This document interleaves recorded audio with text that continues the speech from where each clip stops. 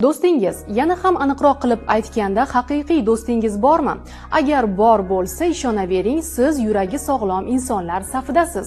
Do'stlik yurak xurujining oldini olishini bilarmidingiz? Gap shundaki, olimlar sog'lik hamda do'stlik o'rtasidagi bog'liqlikni aniqlashdi. Braziliyaning San-Paulo yurak instituti kardiologi Fabio Fernandesning tahlillariga ko'ra, chin do'stlik yurak qon tomir kasalliklarini rivojlanish xavfini 50% gacha kamaytiradi. Do'stlardan mahrum odamlar ruhiy tushkunlik, tamaki chekish, alkogolizm va hatto jismoniy yakkalanishdan ko'proq aziyat chekishadi. Ularning yonida og'ir damlarda yordam beradigan hech kim bo'lmaydi, degan kardiolog. Shifokor bunday insonlarga ijtimoiy aloqalarni mustahkamlash, do'stlar bilan vaqt o'tkazish hamda doimo muloqotda bo'lishni tavsiya qilmoqda. Uning ta'kidlashicha, yaxshi do'stga ega bo'lish nafaqat kayfiyatni ko'taradi, balki tanadagi stress gormoni kortizol darajasini pasaytiradi. Shuningdek, yurak xuruji va insultga olib keladigan yallig'lanish oqsillarini ham kamaytiradi. Ushbu videoni o'zingizga eng yaqin deb biladigan do'stingizga yuborib qo'ying.